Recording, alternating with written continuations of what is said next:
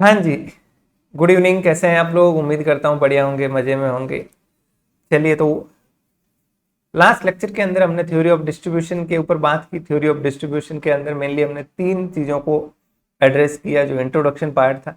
Number one, पहली चीज़ हमने क्या पढ़ी कि क्यों थ्योरी ऑफ डिस्ट्रीब्यूशन हम पढ़ते हैं, तो हमें ये जवाब मिला कि जो फैक्टर्स ऑफ प्रोडक्शन होते हैं, जो घटक प्रोडक्शन के अंदर मदद करते हैं, उत्पादन के अंदर मदद करते हैं, लैंड, लेबर, कैपिटल और एंटरप्रेन्योर, ये चारों फैक्टर्स का नेचर अलग होता है।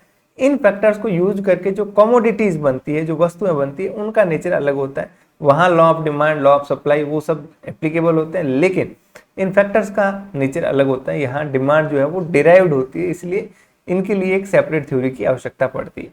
दूसरी चीज हमने ये देखी क्या कि हम जो यहाँ पे ये फैक्टर्स ऑफ प्रोडक्शन की इनकम की बात कर रहे हैं, उनकी प्राइसिंग की बात कर रहे हैं, तो यहाँ हम फंक्शनल डिस्ट्रीब्यूशन की बात कर रहे हैं कि इनका जो फंक्शन है, जो कार्य ये है अलग अलग, उन कार्यों के हिसाब से कितना कितना इनको इनकम मिलती है। पहला कार्य लैंड, लेबर और कैपिटल और एंटरप्रेन्योर, ये जो चार अलग अलग कार्य, यहाँ हम पर्सनल डिस्ट्रीब्यूशन की बात नहीं कर रहे हैं कि ए को कितना मिलेगा, बी को कितना मिलेगा। ठीक है।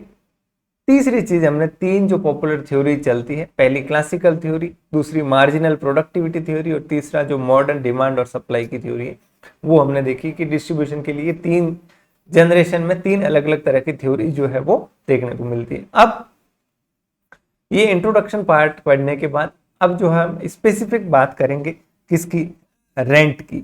रेंट किसके ऊपर मिलता है? हम जानते हैं लैंड के ऊपर, यानी जो जमीन होती है। नॉर्मली क्लासिकल थ्योरी में ऐसा माना जाता है, या सामान्य भाषा में बोले तो कोई भी वस्तु अगर आप उसको क्या कर रहे हो, यूज कर रहे हो, इस्तेमाल कर रहे हो, जैसे मैं आपका मोबाइल, आपकी साइकिल, आपकी बाइक, आपकी कार, आपकी जमीन, आपका मकान, कुछ भी अगर किराए पे ले रहा हूँ, मतलब उसको इस्तेमाल करने के लिए मेरे पास ले रहा हूँ, तो बदले में आप क्या अपेक्षा करेंगे? एक फेयर रेमुनरेशन, कि मैं आपको क्या पे करूँ, कुछ किराया जो है उसके बदले में चुकाऊं। क्लियर? अब सुनिएगा मेरी बात, बहुत इजी। पहली बात तो ये रेंट की थ्योरी मैं इतना समय दे दे के यहाँ पे इसीलिए बता रहा हूँ इन चीज़ों को, क्योंकि ये चीज़ें जो है वो समझने के साथ आपके दिमाग में परमानेंटली फीड हो जाएगी।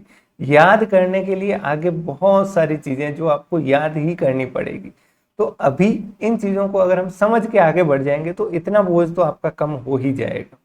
ठीक है। इसीलिए मैं बार बार थोड़ा सा समय दे के इन चीज़ों को अंडरस्टैंडिंग पार्ट पे फोकस कर रहा हूँ। रटने के लिए तो बहुत आसान है कि ये वाली थ्योरी, वो वाली थ्योरी, ठीक है, वैसा हमें काम नहीं करना है। जहाँ जरूरत पड़ेगी याद रखने के लिए चीज़ें होगी, वहाँ याद भी रखेंगे, लेकिन इन चीज़ों के अंदर आपको सिर्फ चीज़ों को समझते जाना है। ठीक है। एग्जाम से पहले एक नज़र दौड़ाएंगे, सारी चीज़ें वापस मेमोराइज हो जाएगी, याद हो जाएगी, दिमाग के अंदर आ जाएगी। ठीक है। तो बहुत सिंपल रखते हैं इसको, वैसे हम पढ़ चुके हैं। रेंट के बारे में हमने देखा था पहले, फिर भी रेंट का मतलब वो पेमेंट जो आप ओनर को करते हो किसी लैंड, हाउस, इक्विपमेंट को यूज करने के लिए। अब रेंट के बारे में अलग अलग इकोनॉमिस्ट ने अलग अलग डेफिनेशन दिए, क्लासिकल डेफिनेशंस जो पुराने समय में, और मॉडर्न डेफिनेशंस। ठीक है। क्लासिकल में आपका अल्फ्रेड मार्शल, रिकार्डो और थॉमसन। इसमें ध्यान दीजिएगा, जो रिकार्डो है उसकी थ्योरी हम स्पेसिफिकली पढ़ेंगे, रिकार्डियन रेंट थ्योरी। रिकार्डो जो थ्योरी दे रखी है उन्होंने क्लासिकल थ्योरी है और सबसे इंपॉर्टेंट थ्योरी मानी जाती है रेंट के लिए। फिर मॉडर्न इकोनॉमिक्स के अंदर, सॉरी मॉडर्न टाइम्स के अंदर ये कुछ लोगों ने थ्योरीज, डेफिनेशंस दी है रेंट की अलग अलग। अब एक मेजर डिफरेंस मॉडर्न और क्लासिकल, मॉडर्न का मतलब जो आजकल के जमाने के इकोनॉमिस्ट हैं उन्होंने, और ये थोड़े पुराने टाइप के, ठीक है, इतना कंफ्यूजन होने की जरूरत नहीं। मेन चीज, जो पुरानी जो थ्योरीज है, जो डेफिनेशन है, उसके अंदर ये माना गया कि रेंट सिर्फ लैंड के लिए ही हो सकता है। सिर्फ किसके लिए? भूमि के लिए, जमीन के लिए। जबकि मॉडर्न इकोनॉमिस्ट ये सोचते हैं कि ये सभी फैक्टर्स के लिए हो सकता है, कोई भी चीज हो उसके लिए रेंट तो किसी के लिए भी पे किया जा सकता है। आप कोई भी वस्तु लीजिए, उसके लिए अगर आप इस्तेमाल कर रहे हो तो बदले में किराया तो देना पड़ेगा। तो ये एक बेसिकली सोच का डिफरेंस है। उस टाइम पे सिर्फ लैंड को ही एक रेंटेबल प्रॉपर्टी माना जाता था। ठीक है। अब रेंट अलग अलग प्रकार के होते हैं, तो थोड़ा सा ये इंपॉर्टेंट है, आप समझिएगा, बहुत बेसिक है। एक होता है ग्रॉस रेंट। ठीक है, नाम से ही पता चल रहा है, ग्रॉस यानी सकल। ग्रॉस मतलब सब मिला जुला के टोटल में। ठीक है। तो इसमें इकोनॉमिक रेंट, ठीक है, interest on capital, remuneration for risk और एक्सपेंडिचर ऑन मैनेजमेंट। ठीक है। अब जैसे ये एक जमीन है, इस जमीन के ऊपर क्या क्या होगा, देखो इस जमीन के ऊपर कुछ एक्सपेंडिचर होगा, इसके मैनेजमेंट के ऊपर। अगर वो किराए पे देगा तो एक रिस्क भी रहेगी कि कहीं आप उसकी प्रॉपर्टी नहीं हत्या दो। फिर कुछ पैसा लगा कि उसने जमीन खरीदी होगी तो उसके ऊपर उसको ब्याज भी लग रहा होगा। तीन तो ये फैक्टर, और एक होता है इकोनॉमिक रेंट। ये चार मिला के किसी भी प्रॉपर्टी के टोटल रेंट को बनाते हैं, ठीक है। किसी भी प्रॉपर्टी का जो रेंट होता है उसके अंदर चार इंपॉर्टेंट कंपोनेंट्स होते हैं, ठीक है। समझने वाली बात है। हाँ जी,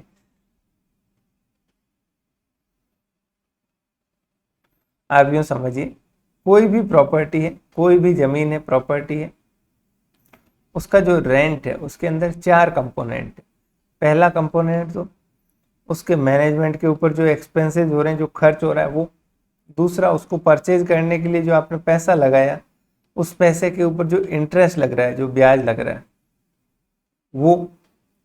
तीसरा, उस प्रॉपर्टी से जुड़ी हुई रिस्क भी तो आप बियर कर रहे हो, आप किसी को किराए पे दे रहे हो तो।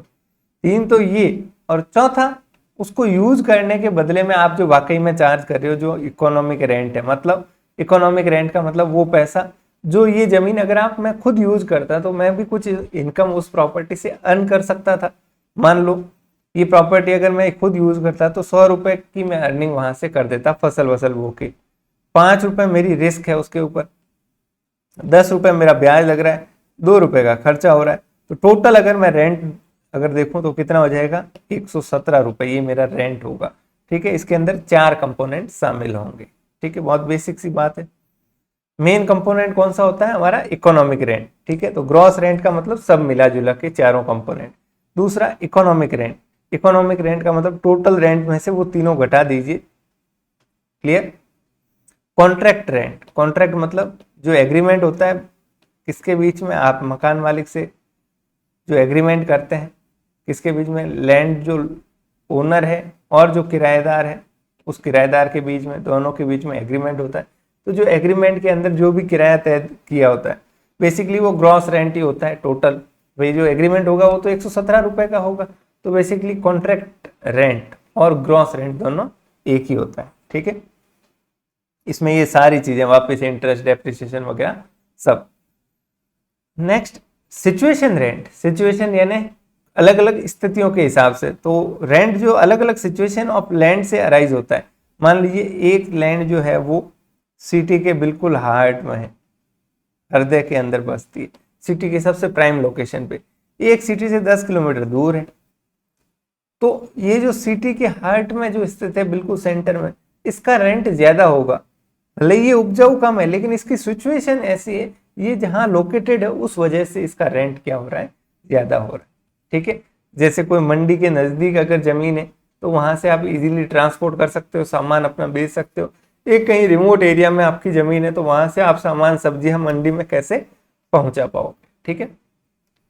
नेक्स्ट, पांचवा, स्केर्सिटी रेंट। स्केर्सिटी का मतलब होता कमी होना। स्केर्सिटी का मतलब होता है कमी। जब लैंड की सप्लाई जो है वो इनइलास्टिक होती है, मतलब किसी पर्टिकुलर एरिया के अंदर, मान लो यहाँ से बाढ़ बाढ़ क्या, नहर गुजर रही है, ठीक है। अब इस नहर के आसपास की जो जमीन है वो तो सीमित है, तो इनकी सप्लाई क्या है, लिमिटेड है। तो यहाँ पे क्या होता है, स्केर्सिटी रेंट, मतलब यहाँ किराया बढ़ जाता है। क्यों? क्योंकि उपजाऊ जमीन है, सब कोई लेना चाहते हैं, ठीक है। लेकिन जमीन जो है वो सीमित है उसके आसपास, तो वहां पे क्या अराइज होता है, स्केर्सिटी, क्योंकि वहां पे डिमांड ज्यादा होती है, ठीक है। 3-4 तरह के रेंट है, ये कुछ नहीं, अलग अलग नाम है, बेसिकली सब बात वही कर रहे हैं। रेंट का मतलब किराया होता है। मैं एक बार फिर से आपको, कोई कंफ्यूजन नहीं रहे। ग्रॉस रेंट ये है कुल किराया, जो भी आप चारों फैक्टर्स मिला के। दूसरा होता है इकोनॉमिक रेंट। क्या होता है बताओ? जो हमारा ग्रॉस रेंट है उसमें से हम लेस कर देते हैं जो भी एक्सपेंसेस होते हैं, एक तरीके से जो भी हमारे खर्चे हैं, इंटरेस्ट हो गया, रिस्क हो गई, वो, ठीक है। मतलब उस जमीन के इस्तेमाल के लिए जो वाकई में पैसा दिया जा रहा है वो इकोनॉमिक रेंट है। तीसरा, कॉन्ट्रैक्ट रेंट। कॉन्ट्रैक्ट रेंट मतलब बेसिकली जो एग्रीमेंट के अंदर होता है दोनों बायर और सेलर या लैंडलॉर्ड और टेनेंट के बीच में, तो ये बेसिकली ग्रॉस रेंट ही होता है। 3 तो ये हो गए। फिर स्केर्सिटी मतलब जहाँ सप्लाई क्या हो लैंड की लिमिटेड हो। फिर एक सिचुएशन मतलब जो किसी जमीन कहाँ लोकेटेड है कहाँ सिचुएटेड है उसके हिसाब से किराया जो है वो बढ़ रहा है घट रहा है। अब एक सबसे इंपॉर्टेंट चीज, ये 5 तो यूं ही जनरल डेफिनेशंस थी, अलग अलग टाइप्स बता रखे थे। सबसे इंपॉर्टेंट क्वासी रेंट, एग्जाम के लिए तो बिल्कुल बहुत इंपॉर्टेंट। इसका कॉन्सेप्ट किसने दिया था? अल्फ्रेड मार्शल ने। सुनिएगा, अल्फ्रेड मार्शल वही जिन्होंने थ्योरी ऑफ कंज्यूमर बिहेवियर और कार्डिनल मेजरेबिलिटी और वो सारी बातें जो बताई। क्वासी रेंट क्या होता है सुनिएगा। अल्फ्रेड मार्शल ने ऐसा कहा कि जो आप लैंड की बात करते हो जमीन की, लैंड के अलावा जो दूसरे इक्विपमेंट्स होते हैं, लैंड के अलावा जो दूसरी चीजें होती है, जो दूसरे फैक्टर्स होते हैं, उन जो अदर इक्विपमेंट्स जो होते हैं, जैसे कोई प्लांट हो गया, कोई मशीनरी हो गई, कोई आइटम हो गया, उन अदर इक्विपमेंट्स के अंदर शॉर्ट रन के अंदर क्या अराइज होता है? रेंट अराइज होता है। शॉर्ट रन में रेंट अराइज होता है। शॉर्ट रन में रेंट अराइज होने का क्या मतलब है? तो सिंपल सी बात है, देखिए लॉन्ग रन के अंदर मतलब जब लंबा समय हमारे पास है तो आप इक्विपमेंट से इनको क्या कर सकते हो? डेवलप कर सकते हो, खुद खरीद सकते हो। जैसे अगर मुझे टेम्परेरी में नई सिटी के अंदर जाके कहीं रहने लगा, अब मैं नया मकान खरीदूंगा या नई स्कूटी खरीदूंगा, तो उस वहां तक जाने के लिए मैं टेम्परेरी कोई साइकिल या कुछ चीजें टेम्परेरी किराए पे ला सकता हूँ। तो जो क्वासी रेंट है इसका मतलब बेसिकली ये होता है कि लैंड के अलावा जो अदर इक्विपमेंट्स है, अल्फ्रेड मार्शल का कहना है कि उन अदर इक्विपमेंट्स के अंदर भी रेंट अराइज हो सकता है, लेकिन सिर्फ किस में? शॉर्ट रन के अंदर, जब सप्लाई और डिमांड मिसमैच होता है कि आपको कोई चीज चाहिए, मान लो कोई प्लांट एंड मशीनरी चाहिए, हाथों हाथ अभी अवेलेबल नहीं है तो आप किराए पे ले लोगे, लेकिन लॉन्ग रन के अंदर तो आप भी उससे क्या कर सकते हो? खरीद सकते हो। तो लॉन्ग रन में ये रेंट खत्म हो जाता है। इसको क्या बोलते हैं? क्वासी रेंट बोलते हैं। ठीक है, क्लियर है? ये 5-6 तरह के रेंट जो है वो हमें ध्यान होने चाहिए। क्लियर? ये शॉर्ट रन के अंदर क्यों होता है? सप्लाई कम होने की वजह से अर्न होता है, टेम्परेरी स्केर्सिटी जैसे। ठीक है, total revenue minus total variable cost. इसको अगर आप डिफाइन करेंगे क्वासी रेंट कितना होता है? Total revenue minus total variable cost. क्या मतलब है? सिंपल सी बात है, प्लांट एंड मशीनरी जो है उसको आपने किराए के ऊपर लिया, तो किराए पे लेने से मुझे खर्चा कितना देना पड़ रहा है? मान लो 100 रुपये रोज के देने पड़ रहे हो, मुझे टोटल रेवेन्यू 200 रुपये का हो रहा है, तो जो डिफरेंस है वो एक तरीके से क्या है? वो क्वासी रेंट है। क्लियर? ओके, किसने दिया? मार्शल ने दिया। तो ये कुछ बेसिक इंट्रोडक्शन पार्ट था, आई होप ज्यादा कोई दिक्कत वाली बात नहीं। अब आते हैं सबसे फर्स्ट जो थ्योरी है हमारी, थ्योरी ऑफ रेंट के ऊपर, जो किसने दी है? David Ricardo. इसी को क्या कहते हैं हम? Ricardian theory of rent. सुनिएगा क्या कहते हैं रिकार्डो रेंट की थ्योरी के बारे में, बहुत इंपॉर्टेंट है इनकी डेफिनेशन भी। इनका कहना है rent is that portion of the produce of earth. Rent earth के प्रोड्यूस का वो पोर्शन है which is paid to the landlord, जो किसको पे किया जा रहा है? लैंडलॉर्ड को, for use of original and indestructible power of soil. बहुत इंपॉर्टेंट वर्ड है, क्या वर्ड यूज किया इन्होंने? Original and indestructible power of soil. मतलब जो धरती है, उस जमीन की जो ओरिजिनल और कभी नहीं खत्म होने वाली जो शक्तियां हैं उसके अंदर, जो उपजाऊता है उसकी, जो उसके अंदर मिनरल्स है, जो उसके अंदर वाटर है, जो भी उसके अंदर नेचुरल रिसोर्सेज है, उस पावर के लिए उस जमीन के जो मालिक को हम पैसा देते हैं वो क्या कहलाता है? रेंट कहलाता है। बहुत गहरी डेफिनेशन दी है किसने? डेविड रिकार्डो ने। ठीक है, रिकार्डो क्लासिकल जमाने के माने जाते हैं, ये तो हमें क्लियर है। सुनिएगा, हमने अलग अलग तरह के रेंट देखे। एक रेंट तो होता है, मान लो ये जमीन है, कहाँ लोकेटेड है? सिटी के बिल्कुल केंद्र के अंदर, सेंटर के अंदर। तो इसका जो रेंट है वो इसकी लोकेशन की वजह से, किस वजह से, ये यहाँ लोकेटेड है इस वजह से। डेविड रिकार्डो अलग मानते हैं, इनका कहना है रेंट वही होता है जो किसी जमीन का, किसी लैंड के, जो उसकी ओरिजिनल मतलब उसकी खुद की, उसके ऊपर आपने कोई अपार्टमेंट बना दिया, कोई बिल्डिंग बना दी, कोई वाटर पार्क बना दिया, अब उससे जो किराया आ रहा है वो रेंट नहीं है। इनके हिसाब से रेंट उसका जो ओरिजिनल और इनडिस्ट्रक्टिबल, जिसको हम कभी खत्म नहीं कर सकते, वो जो पावर होती है, उसकी जो शक्ति होती है, किसकी, सॉइल की, यानी उस मिट्टी की, उसके लिए जो पैसा दिया जाता है वो रेंट कहलाता है। अब ऊपर आपने वाटर पार्क बना दिया, होटल बना दिया, उसका जो किराया आ रहा है तो उसको डिस्ट्रक्ट भी किया जा सकता है, वो ओरिजिनल पावर नहीं। ठीक है, क्लियर। तो बहुत ही अलग टाइप की इन्होंने डेफिनेशन दी, किसने, डेविड रिकार्डो ने। क्या अजम्पशन है इनकी थ्योरीज की, जो ये थ्योरी देते हैं? तो देखिए, थ्योरी जो इन्होंने दी उसके ऊपर सीधा आते हैं ताकि अजम्पशन आपको ऑटोमेटिकली समझ आ जाए। इनका कहना सिंपल सा है, डेविड रिकार्डो का, ज्यादा कंफ्यूज होने की जरूरत नहीं। इन्होंने कहा कि जो इंसान है, जो ह्यूमंस है, इन्होंने क्या किया, सबसे पहले वो लैंड यूज की, वो जमीन यूज की जो सबसे ज्यादा क्या है, हमारी उपजाऊ है, सबसे ज्यादा उपजाऊ यानी फर्टाइल है। क्लियर, सबसे पहले इसको यूज किया एक नंबर पे। जैसे जैसे पॉपुलेशन बढ़ी तो हमने क्या किया, ये जमीन के ऊपर जो भी उत्पादन होता था, हमारा जो प्रोडक्शन होता था, वो प्रोडक्शन क्या पड़ने लग गया, कम पड़ने लग गया। तो हमने फिर जो सेकंड, इससे कम उपजाऊ जो जमीन है, मतलब सेकंड कैटेगरी की समझ लीजिए, उस लैंड को यूज करना शुरू किया। फिर हम किस पे चले गए, जब वो भी कम पड़ गई, पॉपुलेशन और बढ़ गई, फिर हम थर्ड के ऊपर गए, फिर फोर्थ के ऊपर गए। तो इस तरीके से इंसान 1 बाय 1 जो है वो मूव करता जा रहा है। अब जो रेंट होता है, रेंट रिकार्डो के अनुसार, वो उनका कहना है कि जो सबसे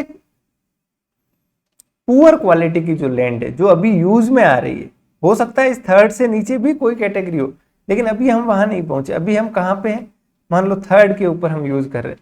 तो इस लैंड को उन्होंने नाम दिया मार्जिनल लैंड।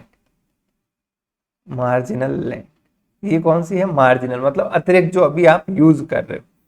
इस मार्जिनल लैंड और ये जो सबसे उपजाऊ, सबसे टॉप नंबर की जमीन है, इन दोनों के अंदर जो डिफरेंस होता है वही रेंट होता है। मान लो इस जमीन से आप 100 क्विंटल जो है वो गेहूं, व्हीट का प्रोडक्शन कर पा रहे हो, वहीं जो सबसे उपजाऊ है उससे आप 150 किलो गेहूं उत्पादन कर रहे हो। तो जो इनका डिफरेंस है कितने का, 50 क्विंटल का, यही 50 क्विंटल का इस फर्स्ट जमीन का किराया होगा, यही रेंट कहलाएगा। क्लियर है?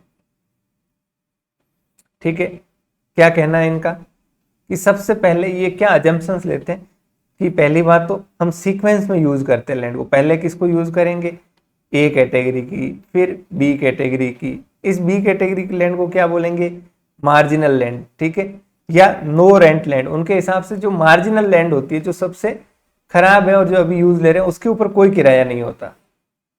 भाई इसके ऊपर मान लो आप 100 यूनिट का प्रोडक्शन कर रहे हो, यहाँ 120 का कर रहे हो, तो किराया किस पे मिलेगा, इस ए वाली के ऊपर। कितना, 20 रुपए का। इस बी पे कोई किराया नहीं मिलेगा, क्योंकि ये बी क्या है, मार्जिनल लैंड है।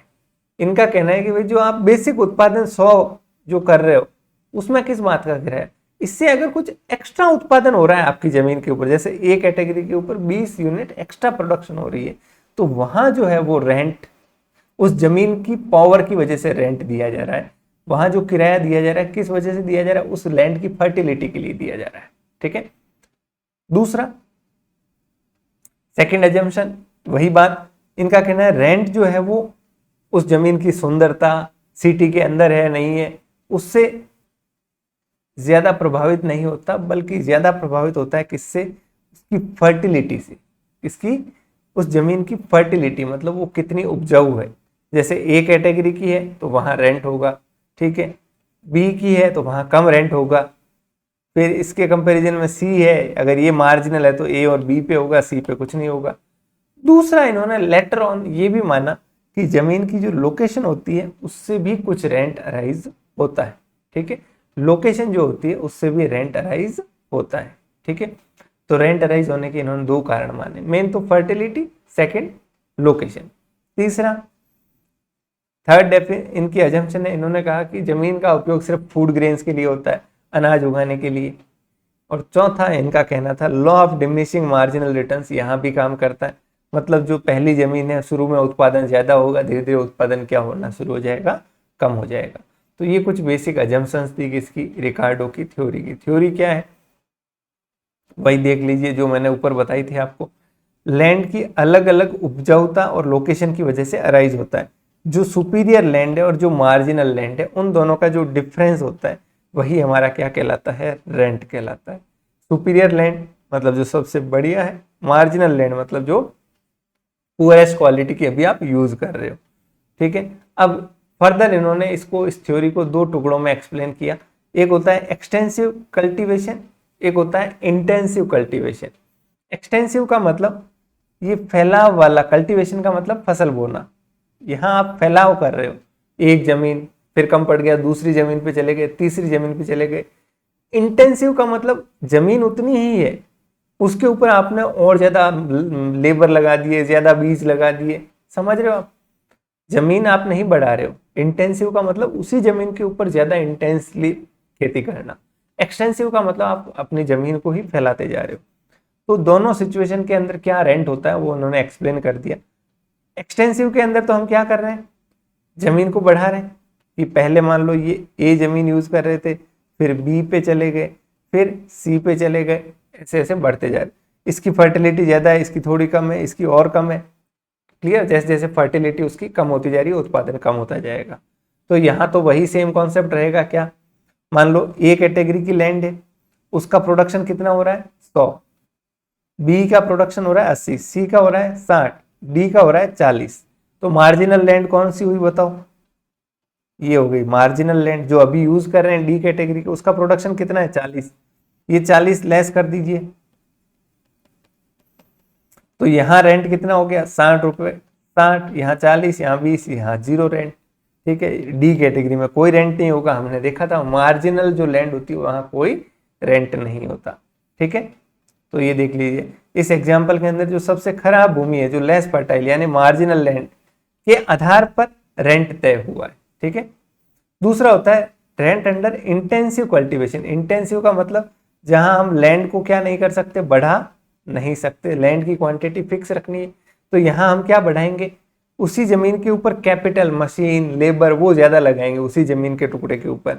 तो पहला लेबर लगाया तो प्रोडक्शन कितना हुआ 100, दूसरा लगाया मार्जिनल प्रोडक्शन एक्स्ट्रा कितना हुआ 80, 60 और 40। तो यहाँ भी सेम कॉन्सेप्ट इसका कहना है कि भाई जो सबसे लास्ट जो आप लेबर लगा रहे हो, जो यूनिट लगा रहे हो, उससे कितना प्रोडक्शन हो रहा है 40 का, तो ये 40 घटा दीजिए, तो इस फर्स्ट लेबर का रेंट होगा ये, सेकंड का ये, थर्ड का ये। Clear, okay. ठीक है, ये होता है इंटेंसिव और एक्सटेंसिव। आपको इतना गहराई में ये एग्जाम्पल सिर्फ समझाने के लिए बता रहा हूँ, आपको इतना ध्यान रखना है। रिकार्डो ने थ्योरी दी, उसके अंदर उन्होंने कहा कि जो लैंड की फर्टिलिटी होती है, जो उसकी उत्पादकता और उसकी लोकेशन से जो है वो रेंट अराइज होता है। दूसरी बात, जो मार्जिनल लैंड होती है, मतलब सबसे पुअरेस्ट क्वालिटी की लैंड जो अभी हम इस्तेमाल कर रहे हैं, उसका और जो सबसे सुपीरियर क्वालिटी फिर उससे लोअर, उन दोनों का डिफरेंस, ठीक है, वही क्या होता है, हमारा रेंट होता है। ठीक है, ओके। एक्सटेंसिव कल्टीवेशन के अंदर एक्सटेंड करते जाते हैं, इंटेंसिव के अंदर उसी जमीन के ऊपर ज्यादा इंटेंसली खेती करते हैं।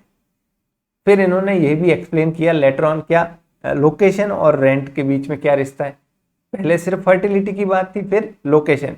तो इन्होंने सिंपल सी बात कही कि मान लो दो जमीन है, एक तो है जमीन नंबर ए, ये वाली लैंड ए, एक है लैंड नंबर बी। लैंड ए 1 किलोमीटर दूर है मंडी से, ये 20 किलोमीटर दूर है। ठीक है, ए से ट्रांसपोर्टेशन कॉस्ट कितनी लग रही है, यहां से यहां जाने का 20 रुपया, यहां से यहां जाने का मान लो 40 रुपया लग रहा है।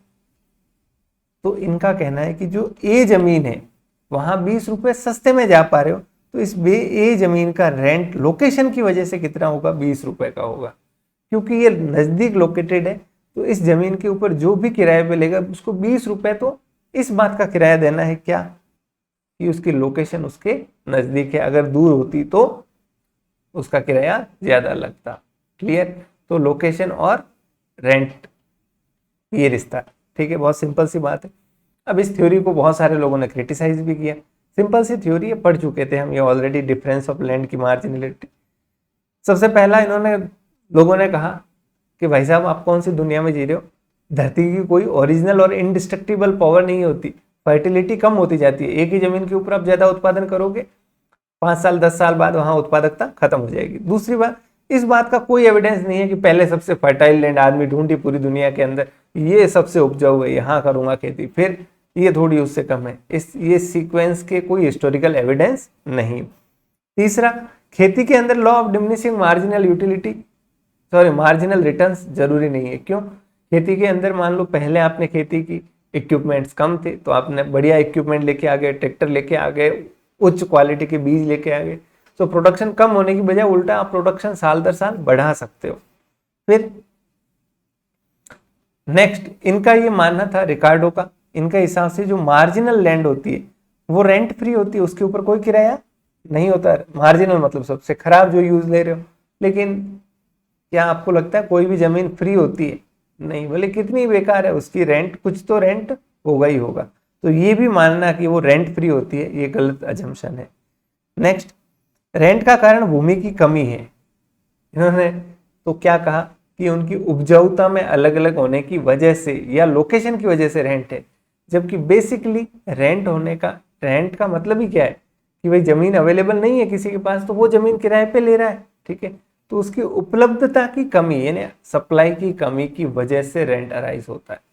नेक्स्ट, ये भी परफेक्ट कंपटीशन मानता है, ठीक है, क्लियर। और नेक्स्ट, लेबर और कैपिटल को इसने आइडेंटिकल माना है, तो वो सही नहीं है, ठीक है। तो मेन पॉइंट आपको पता चल चुके हैं।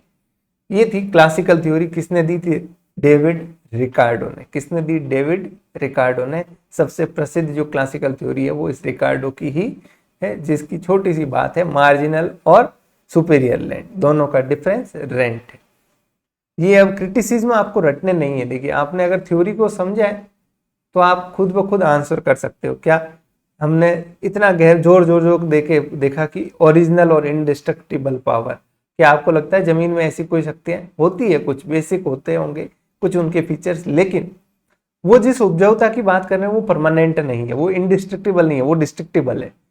पानी भी खत्म हो रहा है, फिर ये मोस्ट फर्टाइल, फिर फर्टाइल इस सीक्वेंस में काम नहीं करता, फिर मार्जिनल लैंड सबसे कम, वो रेंट फ्री मान लिया। तो ये सब हाइपोथेटिकल अजम्पशन है, इसीलिए इसको क्रिटिसाइज किया गया।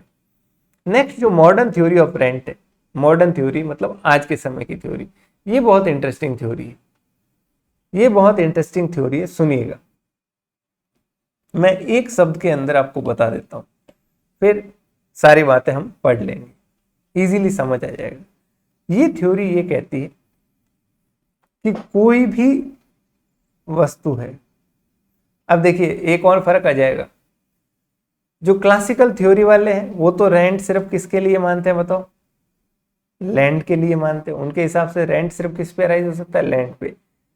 अब जो मॉडर्न थ्योरी है वो मानते हैं किसी भी वस्तु के ऊपर हो सकता है रेंट, किसी भी चीज के ऊपर हो सकता है रेंट। तो ये दोनों में डिफरेंस है। अब क्या कहती है मॉडर्न थ्योरी, सुनिएगा। कोई भी फैक्टर है, कोई भी फैक्टर है,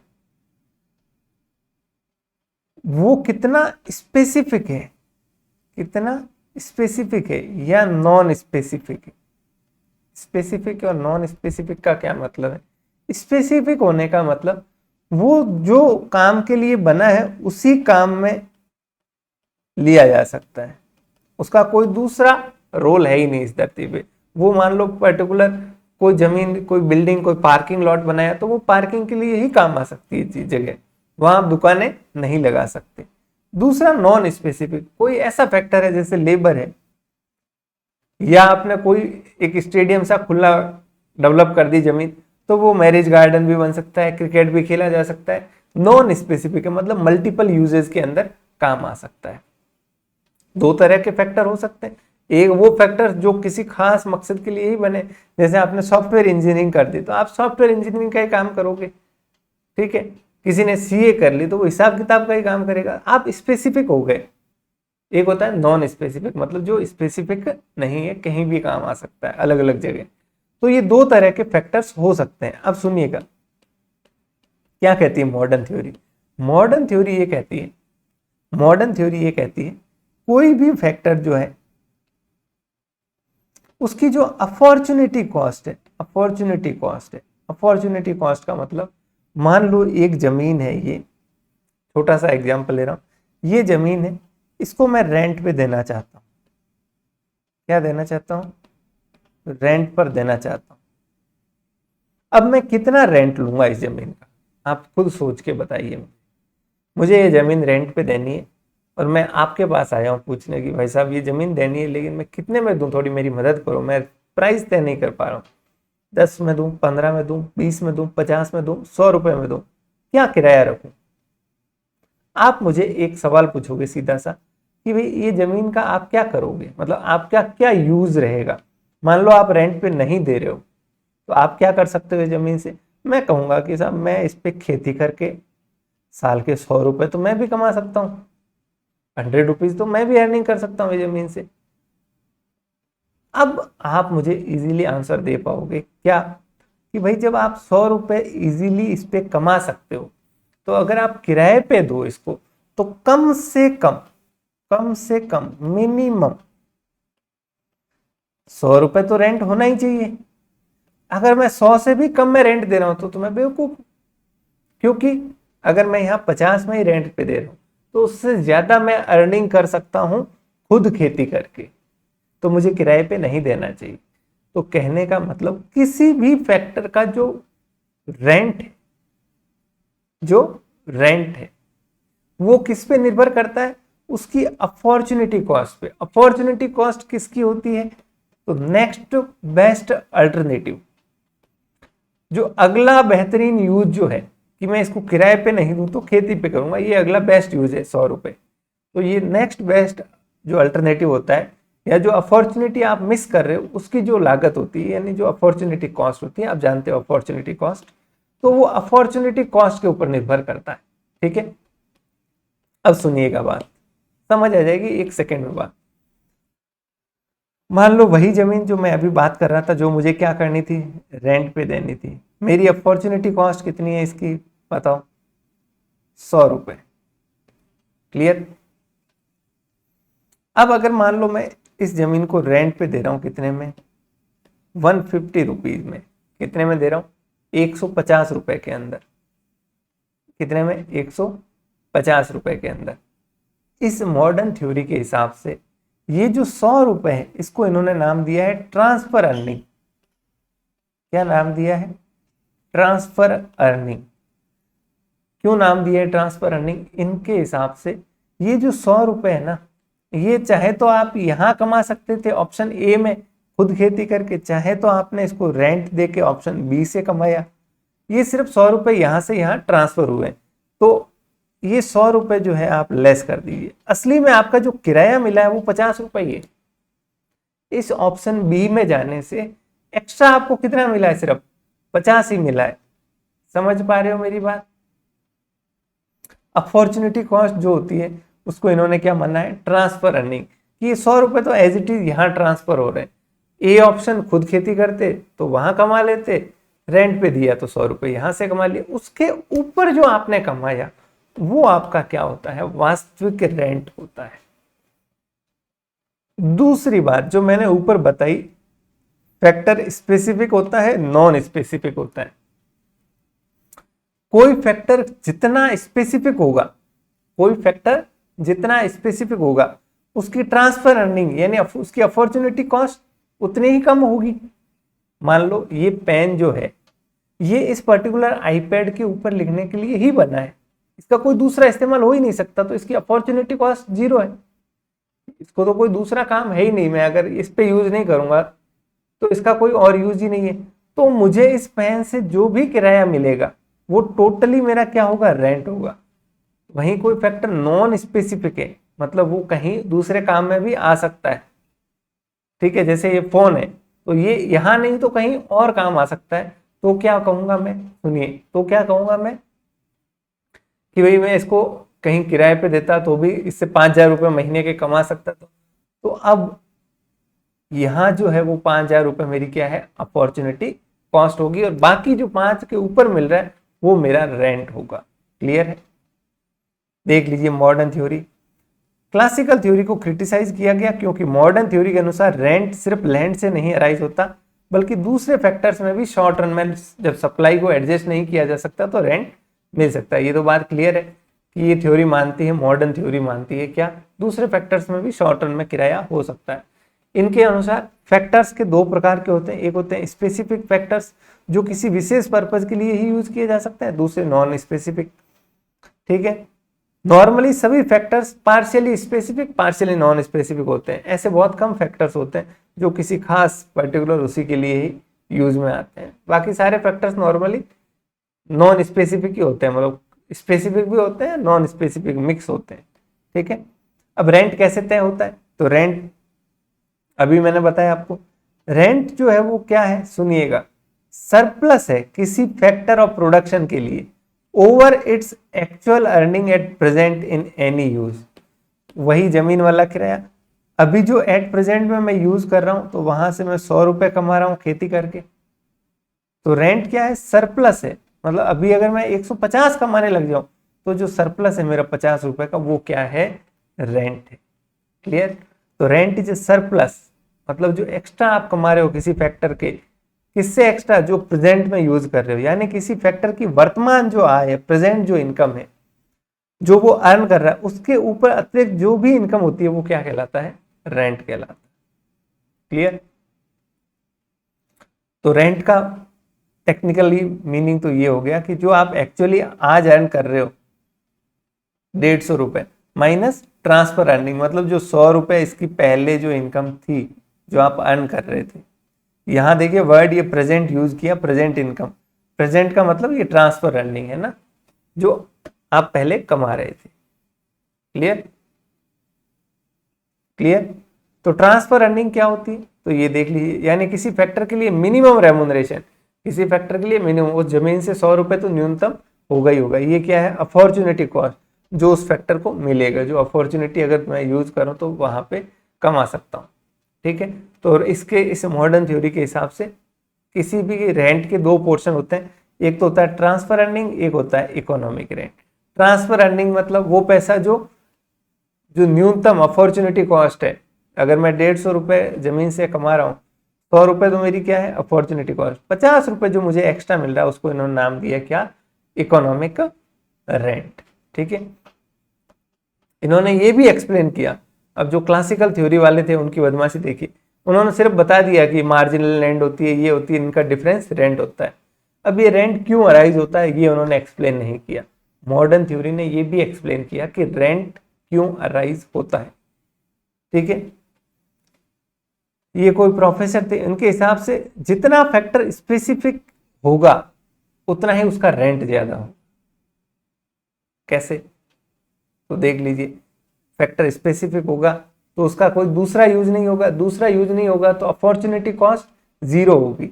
अब अगर वो 150 रुपया कमा रहा है तो वो 150 पूरा का पूरा क्या कहलाएगा, रेंट कहलाएगा। जबकि कोई दूसरा फैक्टर है जो नॉन स्पेसिफिक है, तो उसमें अगर वो 150 रुपया कमा रहा है तो 100 रुपये तो उसकी अपॉर्चुनिटी कॉस्ट है, तो रेंट सिर्फ 50 ही बन रहा है। ठीक है, तो इसके हिसाब से रेंट के अराइज होने के दो प्रमुख कारण है। पहला, तो जब कोई फैक्टर जितना ज्यादा स्पेसिफिक होता है रेंट उतना ही ज्यादा होता है। ठीक है, दूसरा, इनके हिसाब से कोई फैक्टर अगर स्केयर हो जाए, लिमिटेड हो जाए, मतलब उपलब्धता में कम है, तो जाहिर सी बात है जो चीज उपलब्ध नहीं है उसके लिए किराया ज्यादा होगा। ठीक है, तो इसका मतलब कोई फैक्टर जितना स्पेसिफिक होगा, यानी उसका कोई दूसरा इस्तेमाल नहीं हो सकता, तो उसकी अपॉर्चुनिटी कॉस्ट क्या होगी, 0 होगी, और पूरा ही क्या होगा, रेंट होगा। मैं एक एग्जांपल लेके आपको एक्सप्लेन करने का प्रयास करता हूं।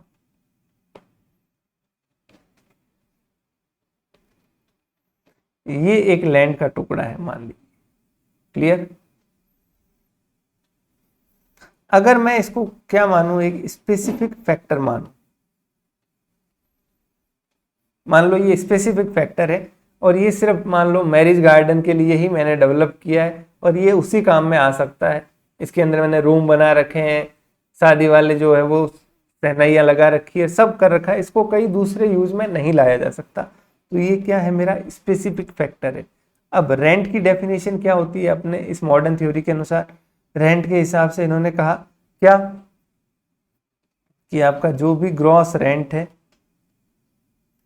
उसमें से माइनस कर दीजिए क्या, जो आपकी ट्रांसफर अर्निंग है। ट्रांसफर अर्निंग यानी अपॉर्चुनिटी कॉस्ट, जो आप प्रेजेंट में कमा रहे हो। अब बताओ, ये स्पेसिफिक फैक्टर है। मान लो ये ग्रॉस रेंट अर्न कर रहा है, कितना ग्रॉस रेंट अर्न कर रहा है 100 रुपये, ठीक है। अगर ये किसी दूसरी जगह लगाए तो कितनी अपॉर्चुनिटी कॉस्ट आएगी? 0। ये तो सिर्फ मैरिज के लिए ही बना, कहीं और तो काम आ ही नहीं सकता। तो इसका जो पीछे बचा बैलेंस पूरा 100 का 100 क्या कहलाएगा? इसका रेंट कहलाएगा। वहीं ये लैंड अगर नॉन स्पेसिफिक होती, ठीक है, तो इसको कहीं आप क्रिकेट ग्राउंड के लिए भी यूज करते, तो मान लो आपकी इसकी अपॉर्चुनिटी कॉस्ट कितनी है, क्रिकेट ग्राउंड के रूप में देते तो भी 50 रुपये तो किराया मिल ही जाता। तो यहाँ आपका ग्रॉस रेंट 100 रुपये है, माइनस आपने 50 रुपये अपॉर्चुनिटी कॉस्ट की, तो आपको रेंट कितना मिल रहा है? 50 ही मिल रहा है इस थ्योरी के हिसाब से। तो जितना स्पेसिफिक होगा फैक्टर, रेंट ज्यादा होगा इस थ्योरी के हिसाब से। देखिए इफेक्टिवली पैसा दोनों को ही 100-100 मिल रहा है, लेकिन आप समझिए फर्क। ये थ्योरी जो है मॉडर्न थ्योरी, ये कहती है कि भाई जो आप वर्तमान में कमा रहे हो वो किराया थोड़ा ही ना, किराया तो उससे एक्स्ट्रा जो कमा रहे हो वो किराया है। समझ रहे हो बात? क्लियर? मैं गाड़ी खुद चला रहा हूँ मान लो, ठीक है, मैं खुद चलाता हूँ, ठीक है, तो मैं ऑफिस जाते आते वक्त मान लो सवारियां बिठाने लग जाऊं और महीने के 10,000 रुपये कमाता हूँ मैं, गाड़ी के किराए से मेरी इनकम होती है। अब मैंने किसी को गाड़ी किराए पे दे दी फिक्स पूरे महीने के लिए, अब वो मुझे 15,000 रुपये दे रहा है, तो मेरा किराया कितना है? 10 तो मैं वैसे भी कमा रहा था, किराया जो 5,000 मुझे एक्स्ट्रा मिल रहा है, 15,000 मिल रहा है, तो 5,000 ही इफेक्टिवली उस गाड़ी का किराया है। क्लियर? ठीक है, ये है मॉडर्न थ्योरी। तो समझ आ गई बात यहां तक? कोई दिक्कत नहीं, बहुत बेसिक सी बात है। मॉडर्न थ्योरी क्या कहती है? मॉडर्न थ्योरी कहती है कि जो रेंट होता है वो डिपेंड करता है उसकी ट्रांसफर अर्निंग के ऊपर, और कितना स्पेसिफिक है या नॉन स्पेसिफिक है फैक्टर। जितना स्पेसिफिक होगा उसकी ट्रांसफर अर्निंग यानी उसकी अपॉर्चुनिटी कॉस्ट 0 होगी, वो कहीं और यूज नहीं हो सकता। नॉन स्पेसिफिक होगा तो उसकी ट्रांसफर अर्निंग होगी, अपॉर्चुनिटी कॉस्ट होगी, तो वो आप घटा दीजिए, उससे अबो में, मतलब जो ट्रांसफर अर्निंग है उससे एक्स्ट्रा में जो कमा रहे हो वो क्या कहलाती है? हमारी रेंट कहलाता है। ठीक है। अब अगर कोई फैक्टर है उसका रेंट क्या होगा? जब उसकी फैक्टर परफेक्टली इलास्टिक सप्लाई है। परफेक्टली इलास्टिक होने का क्या मतलब है? आप जितना चाहो उसे क्या कर सकते हो, सप्लाई जो है वो परफेक्टली इलास्टिक है, जितना मांगोगे अवेलेबल हो जाएगा। जमीन 1 चाहिए, 2 चाहिए, 1000 चाहिए, लाख चाहिए, सब मिल जाएगा। तो इस केस में क्या होगा बताओ? कोई रेंट नहीं होगा, क्योंकि उस फैक्टर की सप्लाई क्या है? स्केयर नहीं है, सप्लाई फुल है पीछे। ठीक है, तो रेंट जो एक्चुअल अर्निंग है 100 रुपये, ट्रांसफर अर्निंग, ठीक है, वो भी 100 रुपये, तो पीछे 0 बचेगा। अब आप कहोगे 100 रुपये क्यों है? क्योंकि देखिए रेंट किससे अराइज होता है? स्केर्सिटी भी तो मैटर करती है ना, कि वो कितनी चीज लिमिटेड है। आप समझिए, अपना जो एग्जाम्पल था उस एग्जाम्पल के अंदर जो मैंने मैरिज गार्डन तैयार किया, ठीक है, ये जो लैंड है मेरा मैरिज गार्डन है, मैं इसको ऑप्शन ए पे लगाऊं तो 100 रुपये कमा रहा हूं, ऑप्शन बी में मैं 150 कमा रहा हूं। तो ये ऑप्शन बी में मैं 150 कमा ही नहीं पाऊंगा। क्यों? क्योंकि ये लैंड तो खूब सारी पड़ी है, ऐसे कैसे? अनलिमिटेड अवेलेबल है, सप्लाई परफेक्टली इलास्टिक है। तो 100 रुपये में दूसरे व्यक्ति जिसको चाहिएगा उसको भी 100 में मिल जाएगा, तीसरे को चाहिए उसको भी 100 में, चौथे को 100 में। तो सब जगह अपॉर्चुनिटी कॉस्ट और रेंट बराबर है। भाई आज रेंट भी मेरा कितना है? 100 टोटल, मतलब ग्रॉस रेंट कितना मिल रहा है? 100 रुपये, माइनस ट्रांसफर अर्निंग, कहीं और यूज करूंगा तो भी 100, तो इफेक्टिवली रेंट मेरा कितना है? 0, क्योंकि सप्लाई क्या है? फुल है। लेकिन वहीं दूसरी तरफ रेंट क्या होगा? जब सप्लाई परफेक्टली इनइलास्टिक है, मतलब परफेक्टली इनइलास्टिक का मतलब सप्लाई बिल्कुल लिमिटेड है, स्केर्सिटी है, तो उस स्थिति में जो पूरा होगा वो क्या होगा? रेंट होगा, क्योंकि वो फैक्टर फिर क्या हो जाएगा? स्पेसिफिक हो जाएगा। इसी एग्जांपल को वापस कंटिन्यू करते हैं। वही अपना मैरिज गार्डन, बिल्कुल और अवेलेबल ही नहीं मैरिज गार्डन, ठीक है। तो ऑप्शन ए में मुझे मान लो 100 रुपए में रेंट कमा सकता हूं। क्लियर। ऑप्शन बी में मैं 200 रुपए कमा पा रहा हूं। ऑप्शन बी में मैं कितना कमा पा रहा हूं? 200 रुपए। अब सुनिएगा, इसकी सप्लाई क्या है? फिक्स है, लिमिटेड है। तो लिमिटेड सप्लाई होने का मतलब ये फैक्टर क्या है? स्पेसिफिक बना हुआ है उसी काम के लिए, स्पेसिफिक उसी काम के लिए बना हुआ है, कोई दूसरे काम में तो आ ही नहीं सकता। मतलब ये बी काम के लिए ही बना है, ए काम इसका कुछ है ही नहीं। मतलब इसके अलावा कहीं जाएगा तो 0 पैसा मिलेगा, कुछ नहीं मिलेगा। ये सिर्फ मैरिज गार्डन बनने के लिए ही बना है। तो जो 200 का 200 पूरा क्या कहलाएगा? रेंट कहलाएगा। ट्रांसफर अर्निंग 0 हो जाएगी। ठीक है, क्लियर है? बस यही था छोटा सा चैप्टर, एक बार आप देख लीजिएगा। रेंट बहुत इजी सा टॉपिक है, मैं थोड़ा सा एक्सप्लेन कर करके चीज़ों को चलाऊं। ठीक है, जहां मुझे लगा कि थोड़ा बहुत भी डाउट की गुंजाइश हो सकती है, मैंने सेल्फ एक्सप्लेन कर दिया। बाकी मुद्दे की बात ये है, 2 थ्योरी है, एक है क्लासिकल, एक है मॉडर्न। ये किसने दी? रिकार्डो ने।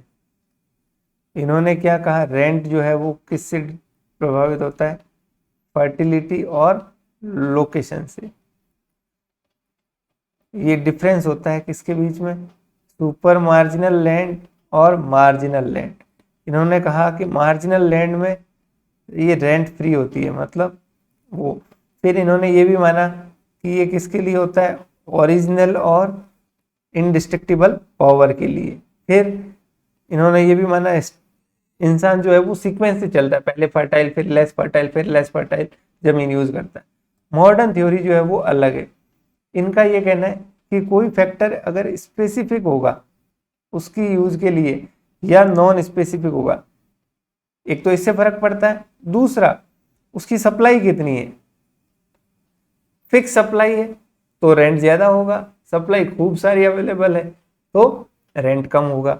इस थ्योरी के अनुसार रेंट क्या है? तो इसके अनुसार रेंट है कि जो भी आपको टोटल पैसा मिल रहा है, टोटल जो रेंट आपको ग्रॉस जो अर्निंग हो रही है, माइनस ट्रांसफर अर्निंग कर दीजिए। मतलब ट्रांसफर अर्निंग का मतलब जो अपॉर्चुनिटी कॉस्ट आप कमा रहे हो, जो छोड़ के आ रहे हो, वो लेस कर दीजिए। जो पीछे बच रहा है वही आपका इफेक्टिव रेंट है। क्लियर? जितना ज्यादा होगा स्पेसिफिक फैक्टर, जितना ज्यादा होगा उसका रेंट उतना ही ज्यादा होगा। क्यों? क्योंकि उसकी कोई दूसरी अपॉर्चुनिटी होगी नहीं, वो कहीं और काम ही नहीं आ सकता, वो सिर्फ उसी काम में आ सकता है। मैरिज गार्डन ही बन सकता है वो जमीन।